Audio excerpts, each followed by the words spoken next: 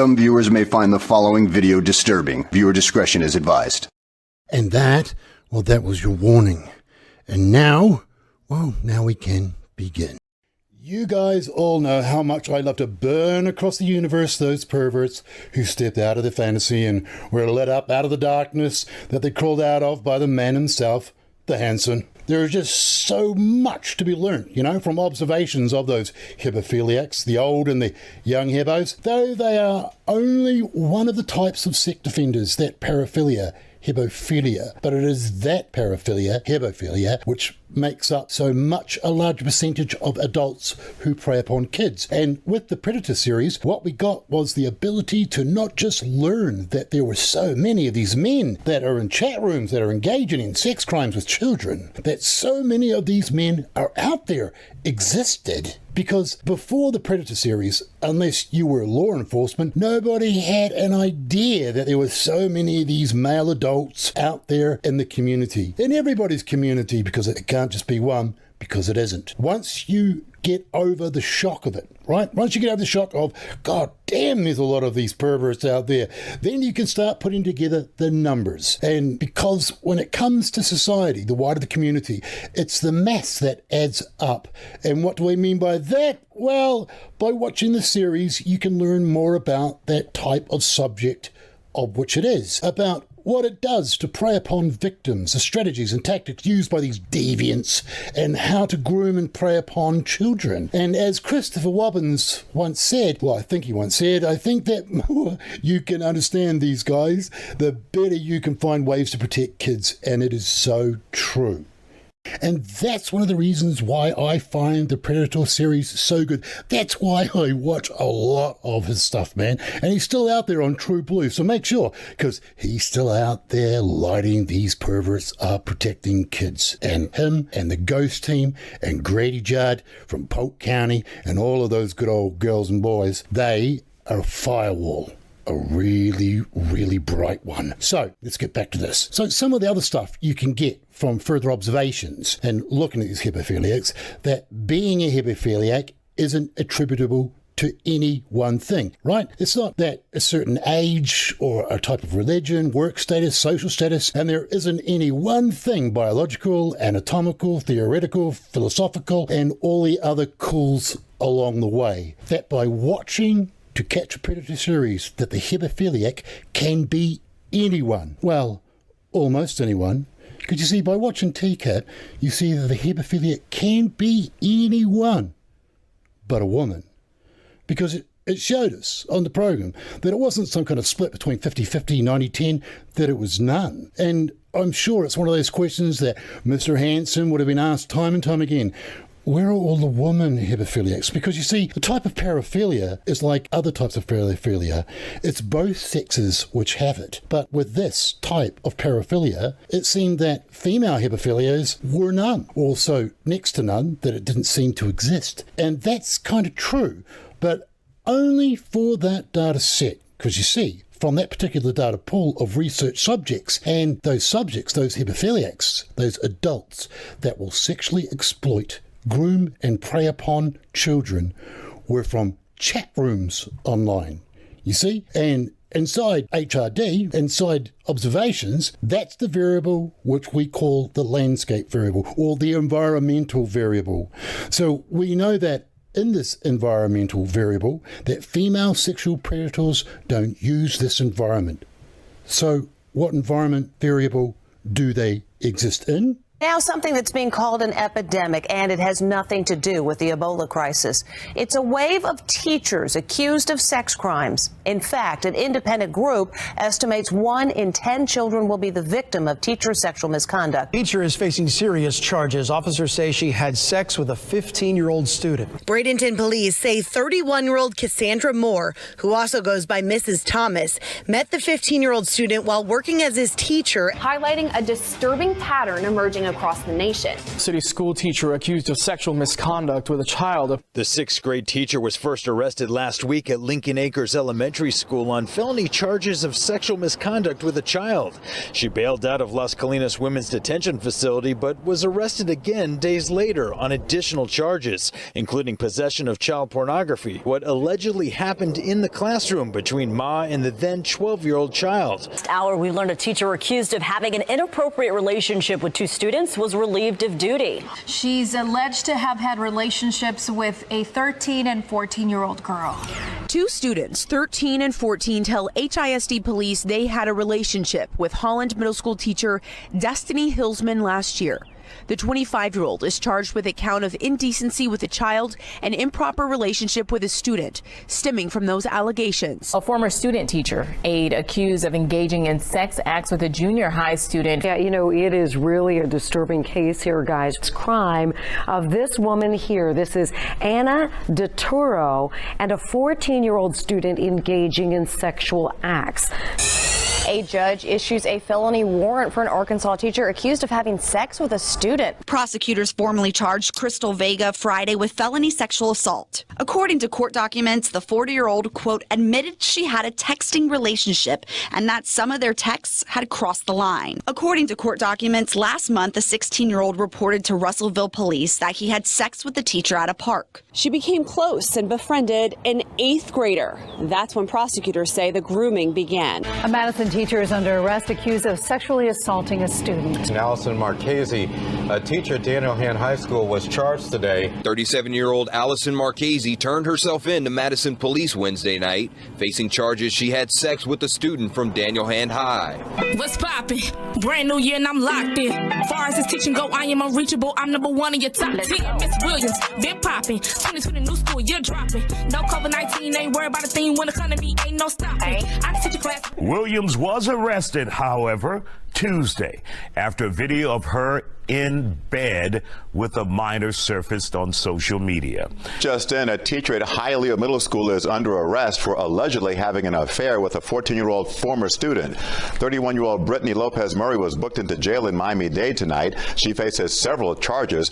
Police reports said she had multiple sexual encounters with a boy in her car. School teacher arrested and accused of sexually abusing one of her former students. Gridley police investigators say they discovered explicit pictures of Sycamore Middle School teacher Michelle Solis on a student's phone and found evidence of sexual abuse. Michelle Solis, a 20-year teacher in the Gridley Unified School District, was arrested on Monday morning for allegedly having sex with a former student. A former middle school teacher charged with sexually assaulting her 8th grade student. 33-year-old Taisha Bolden of Brown Deer started texting with her 13-year-old student. They say that progressed to a sexual relationship, a gun as a birthday present, and now serious charges. Accused of having sex with a 13-year-old boy, her student, and buying him a handgun.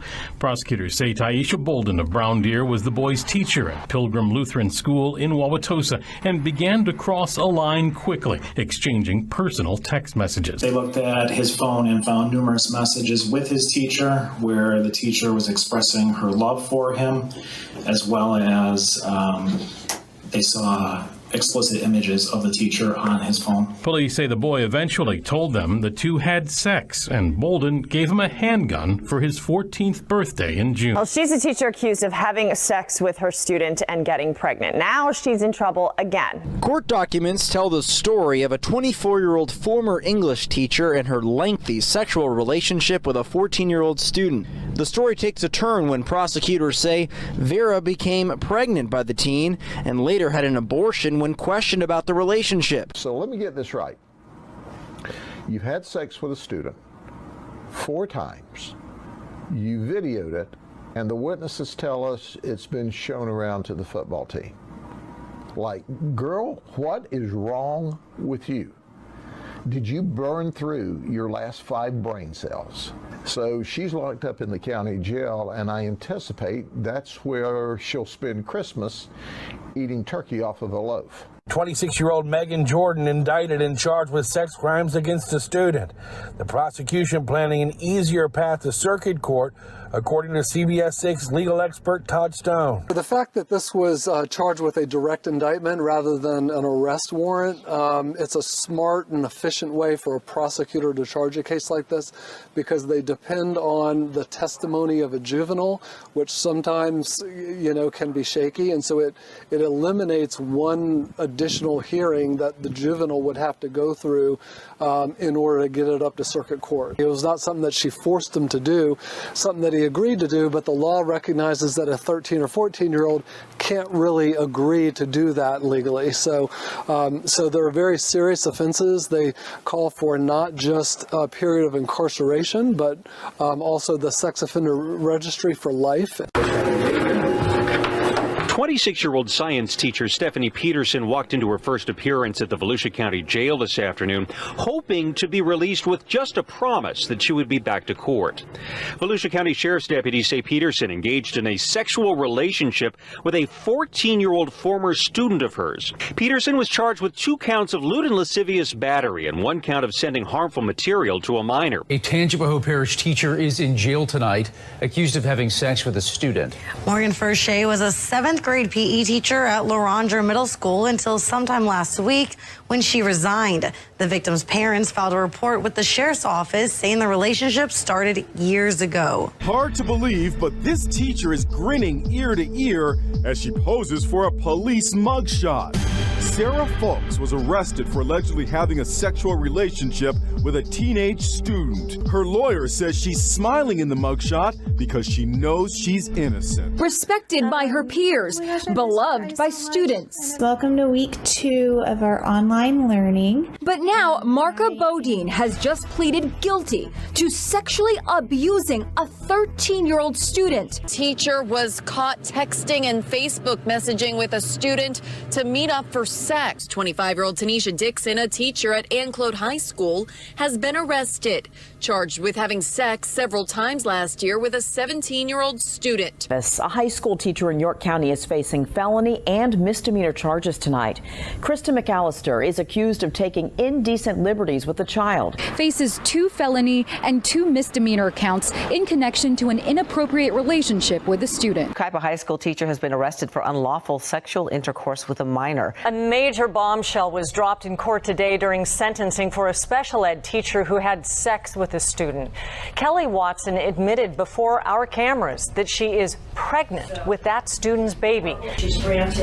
Kelly Watson sobbed during her sentencing hearing. The former special ed teacher at a Vista High School for students with emotional and behavioral problems was arrested in August for having sex with a 16-year-old boy. She pleaded guilty in November, and now she says she is 7 months pregnant with that boy's child. The boy, now 17, also cried in court while holding a sonogram of his unborn child, and he too professed his love for his former teacher, twice his age. Sexual predators, I'd call them sex addicts.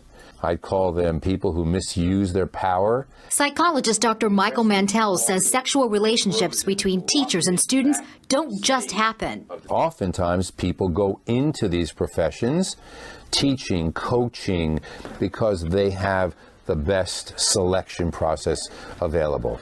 So that's where we find them, right? That's where we find them. Over that variable, the teachers' schools, the female adult that sexually attacks kids. And when you observe them, just like those hemophiliac perverts over there at the Predator series, you can find out more about them so as to make it safer for kids. Now, I'll get back to these guys in a second. But first, for this, we have to go back over to this type, the TCAP predators, and look at the environmental variable, the chat rooms, and what that allowed us to learn to help prevent attacks on kids. And here's the thing, the only way that we have learned really anything is because of how dumb these clowns are in taking the bait. The only way we know that they are out there is to draw them out. Flush them out. Do whatever you can legally, lawfully, but most important, reasonably, right? It has to be fair. And that definitely includes the use of and up to a decoy. They were able to identify the bad guy, and the outcome of that is it saves a kid. When protecting something, someone, or some many, that we call a firewall. It's a layer of protection between the pervert and the kid. The Hanson, the ghost, the sheriffs, and the judge. It's what we call the firewall. And that's the big thing about the bitch of a thing about it. About what? Well, the thing is, that particular tactic of a firewall can't be used in the teaching environment of schools. No decoys, no Hanson, no one. Because the environment, that variable, does not allow or afford you the ability to use that tactical measure for the firewall. The person of whom you as a parent hold responsible for being that firewall is the teacher, the principal, and everyone else inside any education institution. So, in strategy, when you are not able to, for whatever reasons, to not use a tactic which offsets a risk, a firewall, you still have to find other ways to offset that risk. And one of those ways in strategy and tactical is by increasing the power of a variable, one that already exists within the environment, and offset that risk again. And that, I believe, that variable in the setting of these teachers would be punishment. The variable of punishment. What they should do, I think, is increase the punishment severely for a person within a role, in any role of which meets the criteria of an authority figure inside any educational system or institution. There should be mandatory decades in prison. And that should be right across the board. That should be in everybody's country. And that should be equal. The problem with it is, it's not. Sentences vary wildly all over the place in all countries, all states, or boroughs, or unions, or regions. The thing is, it should be the same, and it should be severe, and it just isn't. And it also isn't a lot of the times when it comes to male and female. Luckily, in some states in America, they do uphold severe penalties, but others just see it as a joke. Another woman who admitted having sex with several of her young students is about to begin a 4-year prison sentence. This morning, an Albemarle County teacher is sentenced on sex charges with a minor. Amelia Tatt will serve 2 years in prison. She's already been sentenced in neighboring Oakland County. There, Judge Nancy Grant sentencing the Madison Heights teacher to 6 to 15 years in prison on similar charges of having inappropriate sexual contact with a 15-year-old male student. In accordance with the sentence imposed in her other case to 72 months to 180 months in the custody of the Michigan Department of Corrections. As a judge sentenced Kevin Below to 6.5 years behind bars. Long, a former high school teacher will spend behind bars for having sexual relations with students. Corey French will spend 3 years at Florida State Prison and 5 months of probation. Teacher will spend 5 years in prison after pleading guilty to sexually assaulting a student. John Austin Hopkins was convicted of 34 counts of gross sexual imposition for touching 28 first-grade girls. That charge carries a sentence of between 1 and 5 years each. Judge Robert Peeler sentenced him to 3 years on many of the counts and then 5 years on the remaining counts. Both sets of those will be served concurrently, meaning at one time. Judge Peeler then combined both groups into one and sentenced Hopkins to 8 years in prison. Now has to register as a Tier 2 sex offender for the next 25 years. She was also sentenced to 6 months in the Monday program at River City Corrections, which is basically a treatment program. Kuna middle school teacher who pleaded guilty to lewd conduct and child enticement was sentenced to 60 years in prison. The former teacher caught secretly recording over 100 high school students undressing has learned his fate. A judge sentenced Mark Ackett, the former Bloomingdale teacher and girls track coach, to 15 years in prison. Friday morning, Judge Michael McSpadden formally sentenced the former Aldine ISD middle school teacher to 10 years behind bars. She apologized in court right before she was sentenced to 2 years in prison. 40-year-old Leticia Lowry will spend the next 20 years behind bars. Was sentenced to 10 years for that relationship with an 8th grader. Right, this one here, this one here is a little bit interesting, and the reason is because you actually get to hear what the hebephiliac's lawyer said in court, what the lawyer put forward as a congruent argument to reach some kind of modicum for a defense to say that the actions of what this hebephiliac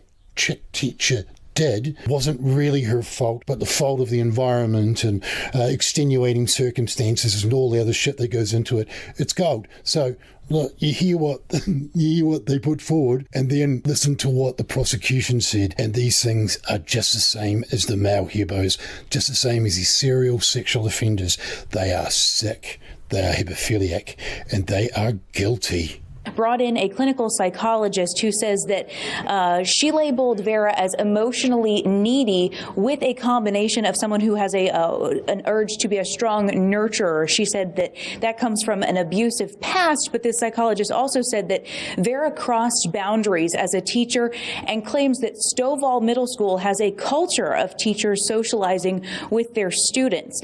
Now, Vera's attorney continuously labeled Vera as a cooperative person because she responded to authorities and she was open and honest with the psychologist. But the prosecutor in this case said that's absolutely false, citing that Vera moved in with the victim's father in an effort to hide the relationship she was actually having with the victim, claiming that this was to lie or minimize the crime and was in turn uncooperative. The prosecutor said that they found other text messages on Vera's phone implying inappropriate relationships with students, not necessarily sexual relationships, but encouraging one student to date another and then opening her home up for students to have sex there. Vera also has a 6-year-old child, and that 6-year-old was calling this 13-year-old victim in this case her dad.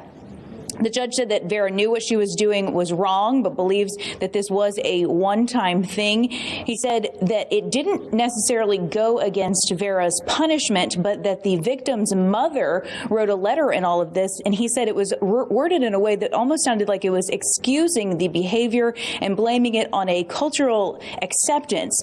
The judge said that the laws will never be on the side of whatever cultural reference that she was insinuating in that letter. He did, in fact, again, sentence her to 10 years for sexual assault of a child. Former teacher at Cypress Springs High School is going to prison for 8 years for having an improper relationship with a student. Megan was sentenced to 3 years probation, but probation that begins with a year in jail. He'll also have to register as a sex offender for life.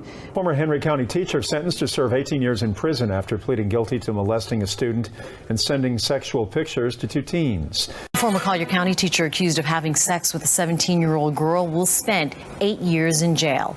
Breaking news from Smithfield. A judge has sentenced a former Sunday school teacher to decades in prison for sexually abusing children. And a judge sentenced him to between 87 and 109 years in prison. St. Lucie middle school teacher will spend the rest of his life in prison. 5 years is the sentence for former Oldham County High School teacher in the rape of an underage student. Haley Reed pleaded guilty in March to 3rd-degree rape and 1st-degree unlawful illicit sex acts with a minor. Brittany Zamora, the former Goodyear teacher, will spend the next 20 years behind bars. Outrage and anger tonight after a former Tomball ISD teacher is sentenced to 60 days in jail and 10 years probation. Marco Bodine entered a guilty plea after having a 3-year relationship with a student. Some feel the punishment was not harsh enough. KPRC2's Bryce Newberry is joining us live at the Harris County Courthouse in downtown Houston with more on this. Bryce? Lauren, this sentence sparking outrage for several reasons. One of them, that this teacher who pled guilty to sexually abusing her middle school student still tonight is not here in jail. Marka Bodine's class, police arrested the Tomball ISD teacher for sexual abuse of a child. Court documents allege she befriended the 13-year-old student on an online video game and sexually assaulted him for 3 years. They texted, exchanged explicit photos and videos, and had sex in her classroom and car several times. Harris County District Judge Greg Glass handing down a sentence of 60 days in jail and 10 years probation, far shy of prosecutors' push for at least 20 years in prison. Parents like Kratke share that frustration. I really have no idea how 60 days could be sufficient for such a crime, for such a young child. In a statement, Bodine's defense attorney tells KPRC2 in part, the court has the obligation to make findings of what is in the best interest of society as well as the victim in determining the sentence, and we believe the judge followed the law and handed down an appropriate punishment. Developing right now an apology to her victims, then handcuffs and a prison sentence for Jennifer Fichter. The Polk County English teacher who had sex with 3 of her students will be locked up for a long time. Now, the state wanted her to be sentenced to 25 years. The judge downgraded that, but not by very much. She got 22 years. She's also going to be labeled a sexual offender. I'm sorry to the victim and his family. I'm sorry to my family. I'm sorry to our town. I'm sorry to New Sardinic High School, Volusia County Schools. Megan Paris. I'm going to sentence you to 30 months in the custody of the Florida Department of Corrections. 4 to 15 years in prison for each of the 6 counts of criminal sexual conduct, and for delivery of drugs to a minor, 4 to 8 years. All the sentences to run concurrently. Sobbing hysterically in court, a special ed teacher is sentenced for having sex with 5 students. Hansen was a special education teacher at Centennial High School in Corona. She pleaded guilty to sexually abusing 5 students, one as young as 14. Hansen will spend 3 years in prison, but could get off early because of good behavior. The prosecutor's office, interestingly enough, opposed this sentence. This was a deal made with the judge and the defendant. In court this afternoon, Jennifer Fichter sat silently listening to a recorded phone conversation between her and the mother of one of the boys she slept with last year. So you're telling me that y'all possibly had sex 20 or 30 times? Yeah, I did. Wow. The mother of that child said she wanted to hear her version about what happened between the two. With everything that's going on, you still want to continue having a relationship? Also during that conversation, Fichter admits she got pregnant with the boy's child and had an abortion. He just said that you came and told him that you were pregnant and that you had an abortion. Okay. And you think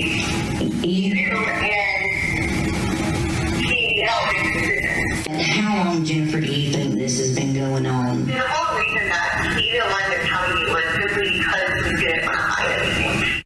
But I want you to look at this. The real battle started outside of that courtroom, both sides getting into a feisty exchange after the judge decided he would not ease up on the 22-year sentence for former teacher Jennifer Fichter. You have no clue. Today, just feet outside the courtroom, tempers flared between Jennifer Fichter's mother and the victim's parents. Is your son alive? Is he alive? Is yours? Is he alive? Your daughter is. My daughter is not. You taking my life away. The two had to be separated by other family. The tension came after an emotional day in court. The former Lakeland teacher who admitted to having sex with 3 students found out the judge will not give her a break on the heavy 22-year sentence he handed down a year and a half ago. The parents of one of the teen boys pushed for a harsh sentence, and that seemed to anger Fichter's family. We had to make a decision not to protect another person's life, and I did because your daughter put us in that predicament. You can live with it. Former dance teacher Caitlin Wilkes was once again standing before Judge Cynthia Westcott Rice, this time pleading guilty to a bill of information, charging Wilkes with 6 counts of sexual battery. Wilkes sexually assaulted a 12-year-old girl 5 times over a 3-month period. She was convicted of 5 counts of gross sexual imposition in May, 3 of which were lesser included offenses on rape charges. She was found not guilty on 2 additional counts of rape. Wilkes received a 3 to 4.5 years prison sentence. Wilkes will have to register as a Tier 3 sex offender for the rest of her life, which places some restrictions on her once she's released from prison.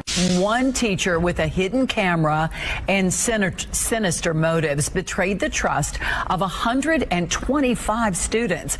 Disgraced Bloomingdale High School teacher Mark Hackett pleaded guilty today to secretly recording his students undressing. And earlier tonight, a judge sentenced Hackett to 15 years in prison. The former junior high school teacher who had sex with a minor will spend a year behind bars. Vanessa Jean Hooker was arrested back in December after Kern County Sheriff's detectives found that she had sex with 3 former students. Last month, Hooker pled no contest to sexual penetration with a victim under 18 and contact with a minor with intent to commit a sexual offense.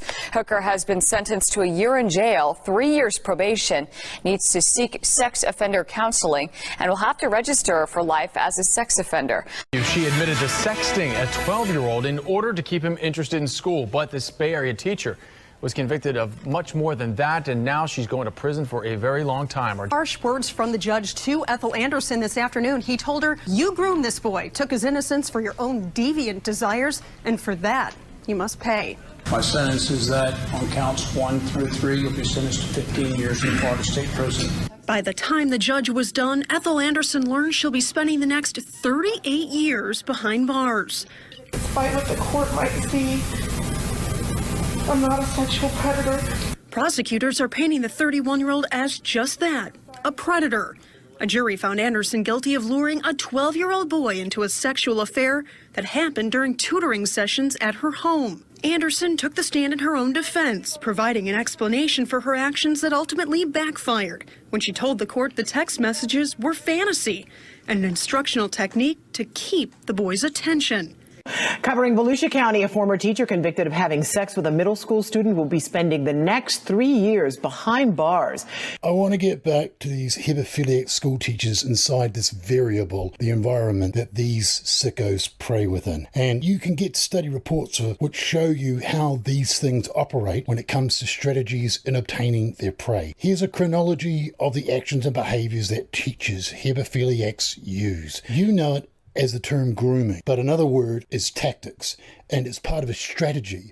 And these tactics, when you put them together, make up the most common strategy that these sickos use to isolate a child so as they can use it in their twisted fantasy. Now, that's for both men and women teachers. Now, something else we know about the hebos from the educational environment, and it shows us a difference between the male and the female hebephiliacs, and that is how they get caught, is that male sex predators are more likely to get caught after the victim makes a direct claim on the school administration finds out, or direct way by law enforcement being told, where female sex predators are more likely to get caught because of gossip and reports from students, or by the victim's parents or guardians finding out themselves. Now, there are still more male than female teacher hebephiliacs, right? Estimates put it around 30% of all student sex offences are committed by female teachers or teachers' aides or those people within that environment. And the bitch about that environment variable and not having that firewall to catch these teacher hebephiliacs is that it makes it even more of a bitch that population sizes aren't going down, and the data, the numbers are just increasing. And the third and final thing that I will say that you can make from observations, and that is this: for some reason the female hebephiliac, and when they assault a child, it is in some media portrayed as different than when they do exactly what the male hebephiliac does, that for some reason it isn't as bad. For instance, we'll use a TCAP and Hansen, and all of those hebephiliacs that got busted, right, destroyed by the flame of fame. Each one of them to us is pathetic and funny as the next. Now, out of all of those pervs, there are not very many, if any, who have thought, right, I think it's a good idea that if I should go back on TV and tell people my side of the story and just explain things. They know that there is no fucking way that they could smooth any of this stuff over because of the stigma associated to those things that hurt our kids. And the thing is, that's a male, and that's a male and a decoy, a made-up kid. And that's the power that the community, society has when it comes to the stigma against those people that hurt kids, especially use them for self-gratification. And that's the way it should be looked at. And it's good that those hebephiliacs feel that way. But unfortunately, and it is unfortunate, we still need to change the way in which female teacher hebephiliacs are viewed by society. After the sentencing, Zamora's attorney appeared to blame the student. Brittany is not a predator, and this was not between a young child and Brittany. This was a teenager. Are you guys really blaming a 13-year-old boy as the victim in this case? That's not what I said. That's exactly what the statement sounded like. Are you honestly saying that Brittany was the victim?